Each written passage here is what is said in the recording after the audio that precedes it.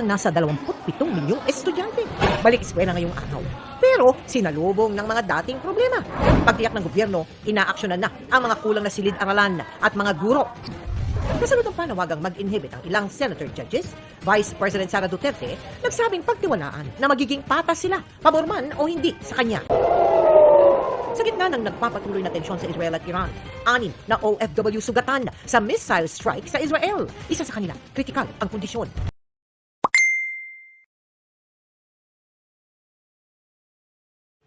Great day, seasoned youth leaders!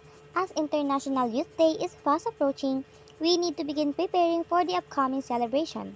As early as now, I'm inviting you to start reaching out and encouraging fellow youth to join us in our upcoming celebration. Kindly check the info in the poster for the details.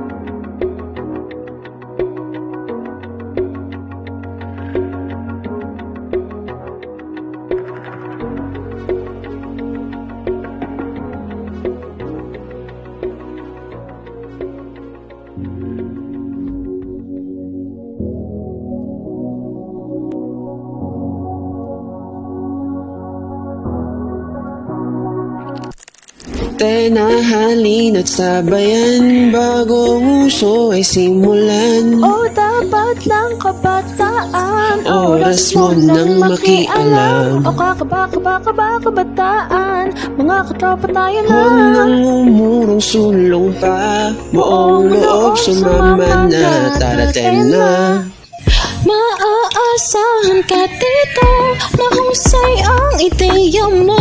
Pakita mong marunong ka, bayan sa'yo'y umaasa. O kabataan, mga katropa tayo na. Huwag nang umurong sulong pa, buong loob sumama na, darating na. Tara, simulan mo na. Kailangan bagong pag-asa. Darating na ang kabataan na maging naman. Simulan pagbabago sa bayan. Darating na. Tara, huwag ka kaba-kaba. Pena, oo, may laban ka. Galingan, sipagin, pag-husayan. Panawagang kabataan. Darating na. Tara na, gamitin ang talino mo sa tunay na pagbabago. Tayo na pagsadyasin sa mata, makakamtan malapit na. Tayo na, tara na.